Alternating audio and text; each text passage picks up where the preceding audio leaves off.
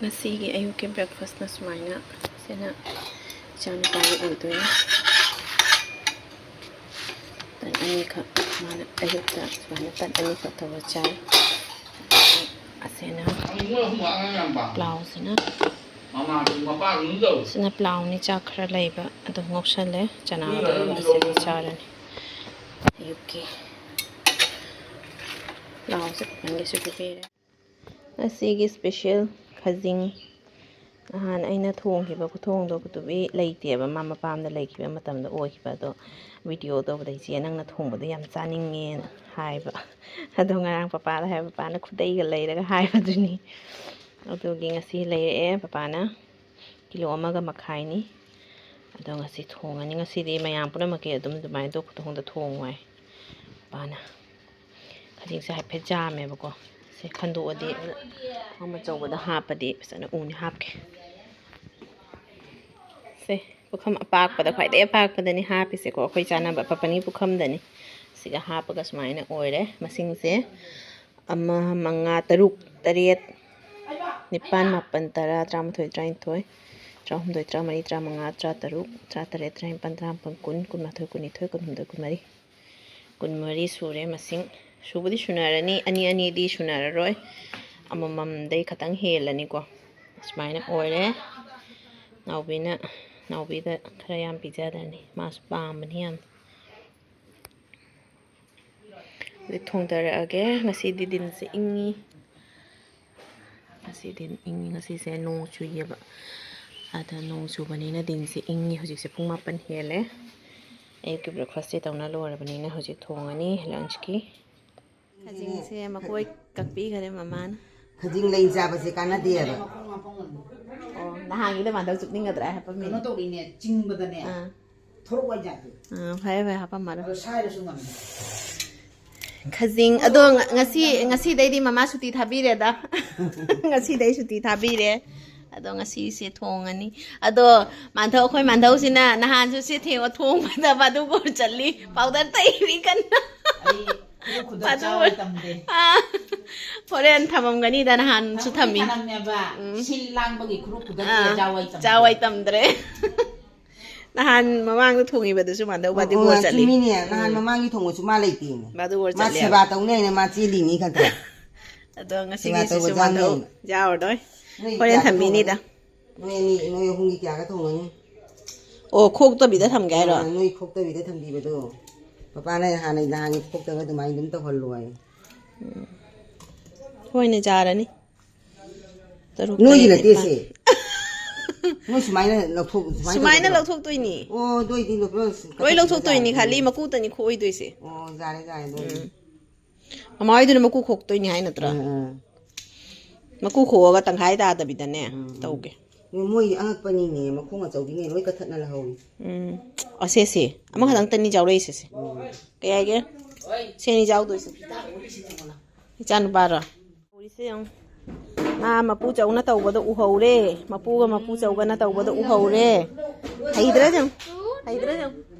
Yangola, say, I'm moving with the Kangaurema. Ola. Ah, they get the apron. Palo. But the Horai got them from Tata and Tamtai, Mana Pangway down from the. Ah, they get him at in the palagan is letting me back. La,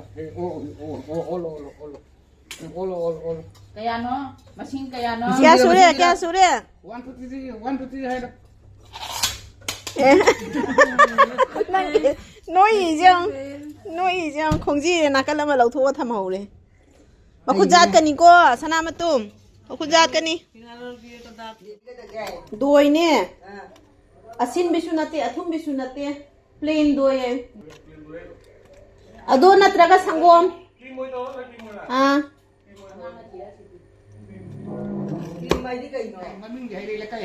Kai the Pangareva? I see the cutting lady, Martha Martin, Elisa lady. More to one hiding. I don't know Pakandi. I don't Matali Pony in the video. Naha. The my started, what you give me more to start. Ah, can I know the Kungi money and Mamo, you worry in it? nói đi khun du hay đi cái mình tên hay đi khun hay đi cái gì này ấy đi ra thì này yêu đắng nó thằng cái này nói này đi pura injet rồi đấy không làนี่พี่น้ำพงษ์เนี่ยใกล้คนนี้เป็นนักการเงินเนี่ยมาสักครั้งเงียบป้าก็เสียป้าก็เสียประชาชนเป็นมาสักครั้งเงียบอ่ะมาเนี่ยมันให้ได้ป่ะครับไอ้ดูครั้งก็ได้ก็ดีครั้งไม่ได้นะนุ่ตีกูนี่รอเลย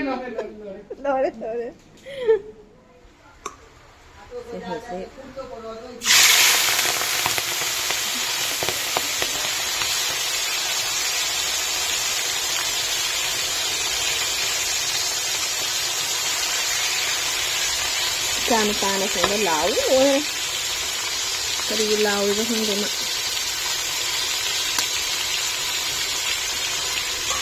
แต่พอจะได้บ้าใครจริงที่พอจะไปพวกนี้ฝ่ายนั่งงูบางทีหาผิดแบบอย่างเนี้ยงานทั่วเราก็จะพอจะแบบนี้นะจ๊ะพอจะแบบใครจริงเซ่กันโน่นนี่มากู้โคกแต่แบบสุยาวเลยใช่มากู้โคกแต่แบบสมโคกแต่แบบสินะเนี่ยคอยโม่หงกี้โอ้ยด้วยเนี่ยแบบกู้โคกแต่แบบสินะดูมายามกินเนี่ยฝ่ายเนี่ย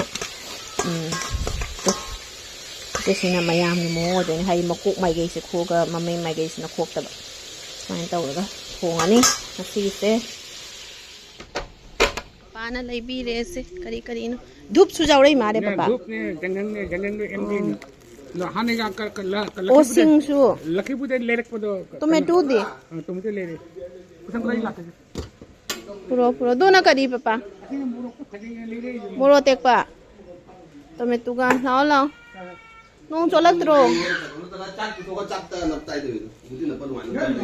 sen nei bi pa na sa chao du ne cái phải là cái thiếu bằng cái này cái thằng cái năm hôm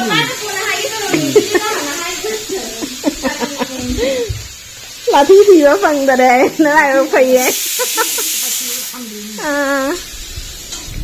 bagi masak ni ngau loi rak pai masak ni sena hajare akong su yaw re makong sa aso ba semua ne ka agan hau ya ba hau tra di phaba khoi di makong du su hau ne ba sa chup ba cha ba asina hau na mani mayam gi ni na alu khatang ha pa ne do mi khatang ni khong da lo hap ta si ya tomato se paste tawra ga taw doin janam su ha pa ro han sin ju chana doin ne kaya thabakan khano ma chala lu ne amta ta chala lu ne mai ta chau na gari thawi su ubada ma chaning mana lore chaning bana ma su thauning bana pamwai chala lu ai le pha lu ai ni do harau do ra ba harau do jo harau se jo mai le thura kanu son don cha lu ne mai do mai ta chau na thau ba se u ma thauning ni ba ma su cha ke mai ta chau manak ta ta chau ta chau mai ta chau thaba kan khra boni mai gari mai am je kau thu re hoji amu chau ba si manung da loi na se su hoji ki na pu su thammi nya ba do kya kan khra no ba ma se bu atom ta na ching thorai ni ne gari je go pu to ko gi gen to le ase ko dai thino ko ri sigagi se banung sigai ching thorai mi ne jong ai ne chang ni de manung de nam sa ni beri manam na lore bo se mayam si bu ching thorai ni ma ya thaba kan nangi siga lai nang phamaro magi siga phamalo mai se phamalo kan do khra mi ngara ma pu bong ne siga phamo hai gi phamo ne pai ni hana phamo ne ba ta pai ni hana pai ni ma mai lai tho ma mas na ma ngang sak lau lai thôi thau do ta chau ki chau bai gari ni do na ta chau ki chau bai gari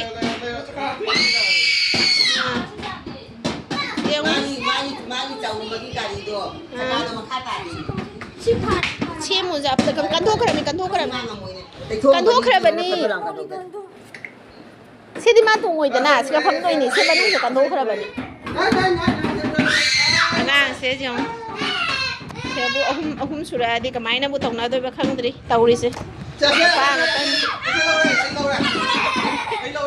ma hojik ta ne gari se khara khang ai ba ana di karim khang bon de thau ase di mu ja tre o be ta di jai di mu ja tre thau es Mama tong halo nang thawra makhut ka je tham ngane ang khangi ne pitru mana ha makhut ka se gari siga tham ngane ang khangi ne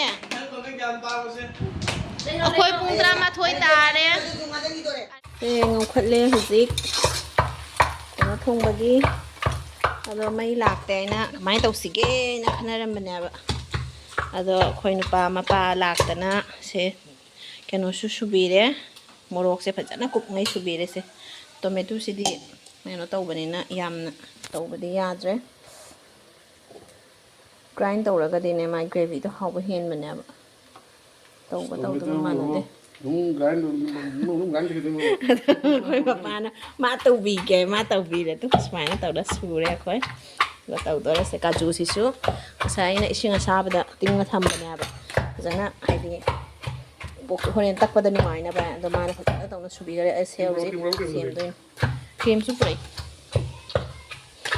cream se hapada thongdoini smaina thongage hoji haurage nga hape khajing se hapchalle ado se angau se cream ni ko cream hapagi ni smaina angau ba yawi se smaina khajing se mayam gi order banina ngasai kilo ama makhai do adoni puna ma phajana taw leire ma hadi sem da bid mapuma pumoin thong banina ne ko phajana taw leire mathakta taw khattana to se sawhallage thengsu thenge sawhallage phajana sawhallaga do ge yarani masak se ko cream hapagi cream ga kaju paste tawraga hapagi tawini kaju du su paste tawdo karan leitre banina ne ko karan se sime kadai dano yada dano adara karan se laktre mai se koire laktre se ngai le di yaro ena mapana tawraga glass ta kaju se subirami ne ba kaju subirame morok su morote ko su subirame morote ko su suda thaiye ba ko adegi tomato su adum khara subirame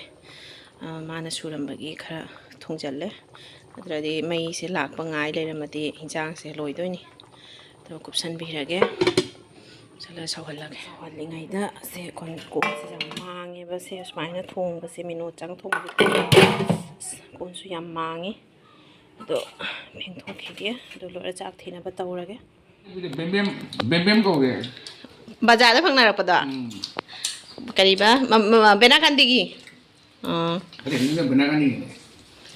Itu kan lang mo ya taon na kun le mo ya bala ka lai ya ni mate ma. Kaya ke? Angang ni pa se. Masa da tum ta wa ya dre. Pitru da. Boro. Ataw da. Hijang haure ne ko papa. Haure. Jam haure. Masu sana ne handu. Masa gi ne kaino dai tum ta wa ya dre. Doi sena papa na hujik. Sika nai lai ra pa pin ami pisu haure ko. Ami pe haure ni bo. Morok se chak to loi khare do morok se keno tawini phutlaga melini kana ramang ga ami meli akhoi gi laudri khoi gi sujawini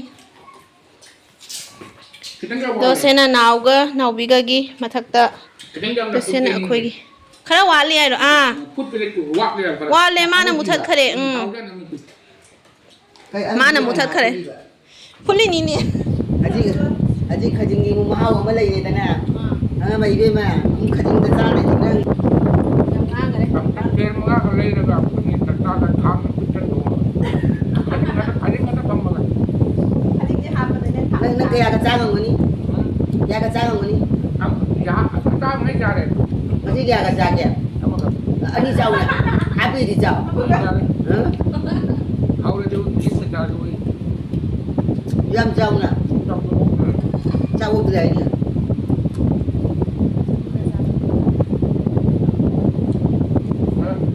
saya hanya apa ini lah. Tapi dari saya nak ambil apa ni nak? Kalau nak tahu itu, dia hak yang mana? Jadi apa? How is it?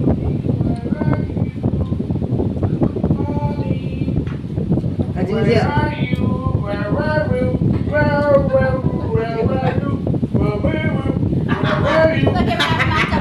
Woi.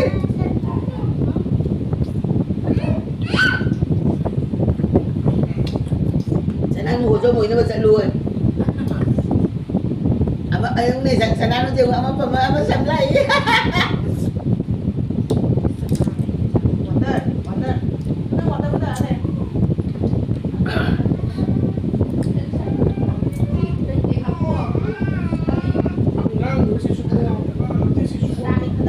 ubo nang ubo. Khajing tu maku cup na hau ni. Ninu. Bapa na ai bane khajing je ne ma aro ta ne bum ne. Phang ne di keji manga thang ka ne ai na ai ba na pa gi khajing da hau ni ne. Khajing le phi da bra kang de ai ba. Mai hau ba nga da. Khi bo bi je ba do.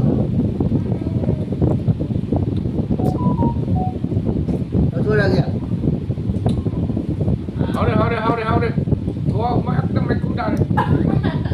Cua rồi. Hôm nay đi một bang mà khút cho mà con xin lỗi chào đấy mà mình chưa ra rồi được anh đi này bạn hỏi ta mà hậu giờ là cái khơi su khajing se yang untuk aku yang aku pok tahu ni nane pibam je fajar dah.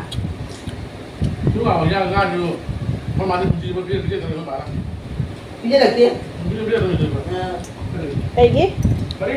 वो पानी bija lagti है Kau berapa? Kau kerap buat.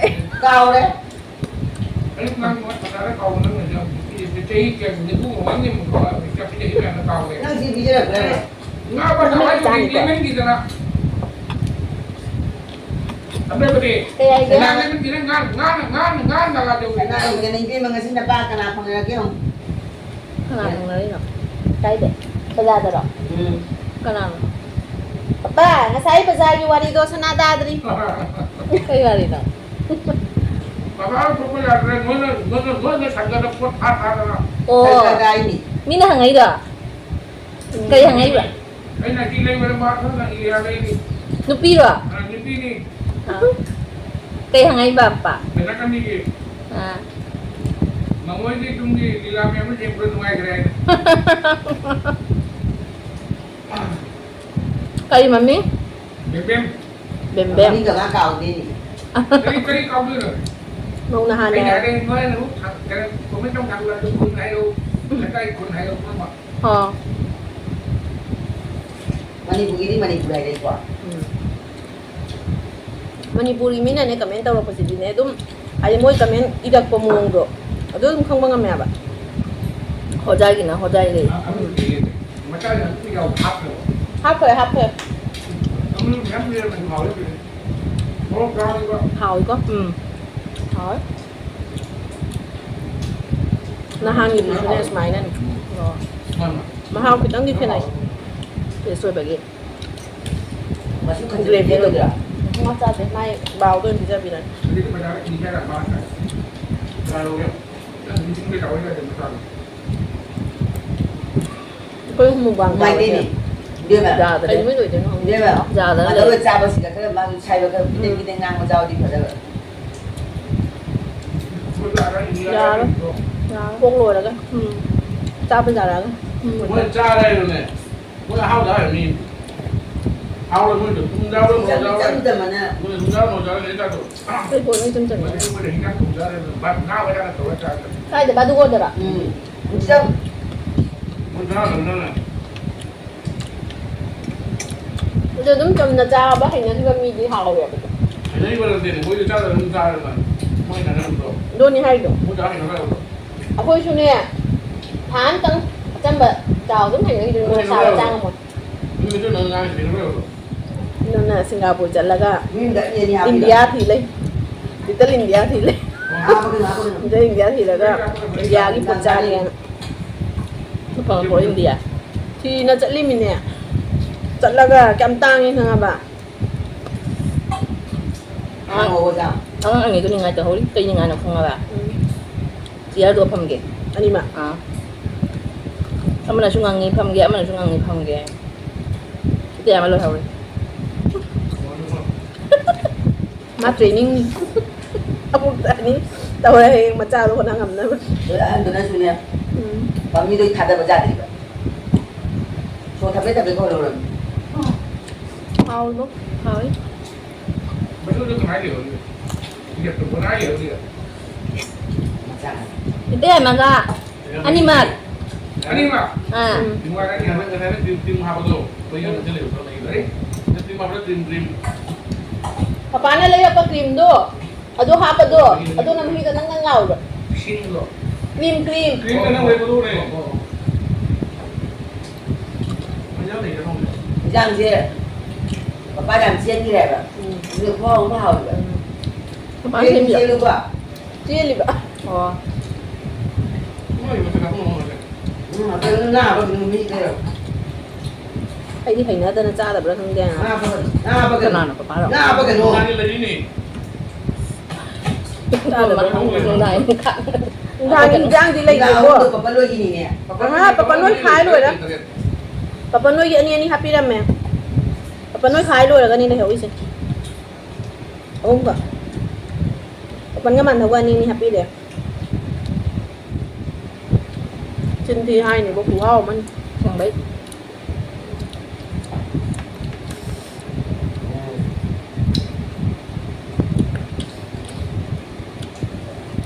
Mua số hầu gì? mấy cái cho hai Bà này mua đây là kè. Đây hay không vậy? Chắc tôi mua đồ không ra rồi.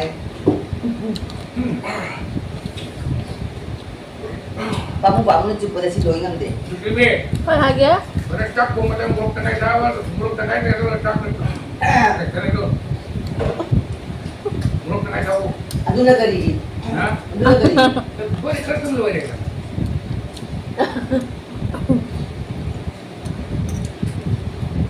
Mga kung dati. 할리는 Kasi sila di happy ka dere.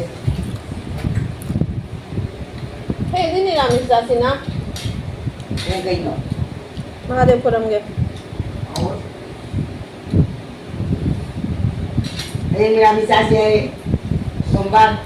Kainugi. 정말은 Kainugi. sabon Sabon ni sombar. Ang ito mo marami sa mga kurang siya. Isa din siya. 그냥 하고 되지 않아요? 아이 Hello, 그게 yeah. 그리는 뭐 나오네. cái chúng lấy mà đi à ra đấy rồi lấy từ số già đi mà thiên anh yêu không phòng ghé 좀 그리는 뭐 ô năng nụ sửa được rồi 가오래. 고기 랑 보고 그냥 시리즈 이거 하고 랑 공장이라 좀 되게 Mui chào với smile hậu lần đi hàng gì rồi. hao gì nè tôi là tân châu hai bây giờ Không mua đâu đâu đâu. mua đồ cẩn trọng 그런데 à bên bị tân châu Không có. 아 왜? Tôi tại sao đủ vậy? 아 왜? Em mua được đi mà. tiếp theo rồi mấy bị luôn đôi mấy bị tân châu rồi pàm mà mấy pin Chứ mua số ngàn liền nữa nga đi tôi dùng trà đó trà tới nga liền mà Hào đấy. mà cũng có thả luôn như vậy nan là cục rồi Anh ông có chuẩn bị gì? đâu có thả thùng ninh rồi bằng bảo chào đâu mà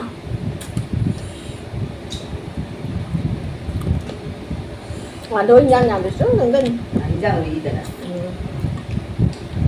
Mà đâu giàu thì mà là ngang rồi thì bete. cái gì Cái ngang như thế này.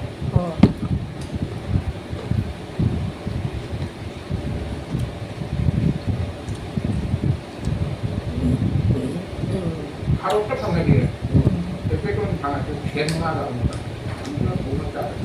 Later that same evening. Mandau nga sai mapam sa luwa duga ne se haribop se hapa e ko thoiba na se manga khak se lupa kumthra tauna lauraga hapa e haribop se yam pame ba khoide manam se ta ngau bani smaina atek pa si na tai su haw ba hen man adagi asi ikai thabi sina nga sai jumda jon bala ame ba jumda jon bala pa duga mama na la hawini kai thabi da khoide pamna bani na ne sinju chaning bra ngauna chaning bra chaning ba charwaina lahoi ni ngasai nung thinda chon bala ame ai jumda aduga lahoi ni apun ahum khang apun ahum sigane amapun amada ki rise manga kha machai manga kha maton manga kha ki ado keno di oire haidi bubu blau traga sune keno tawi maton ngata di oi magi se maton ngata oina ki ge mapun amamamda manga tawtana mapun ahum mapun amamda manga tawtana mapun ahum do di maton tra manga lupa kya no di khangdre isu hangaudre mama da haribop se haudro me hayeng di din nama niramis cha do nya ba adoge haribop se mata chare man ho badu war chalu se pura pase hayeng niramis cha ba ge haribop phajana ha paga thongtaran haudro ban haubro man do ngasi du di khajing do Nangangin dari maku ko kanina jana chikpada jai ngasi di siu boda jan mom dore Yamang kelag pura kang bitaw ise. Naliwan ko lali ni. Madam na kari nga tara kaya muna ada. Oh ngapay sa riyay. Ngapay thungay nga si di badugor kanoy da mamoy da. Kajing di marupan de. Papasok na pagitaw sa lay. How ba ni hijang di hawi ko? Kaya man nahili na hangin duga nga sige siga. Nahan gitu na kutum na. Nahan gitu na ne loy na misin data iba. Ngasi na kutum na kita mo. Wali ba. Ngasi na kun na sura ta uban na. Ngasi na ni karen ammo lai ti karen ngai ba dan sunai thingi ni hijang thong ba. Dei lak man da ba duga di ma changa ga subi khare. Kaju su sure. Morok su sure. Kanam matom ta ni. Salani ai su.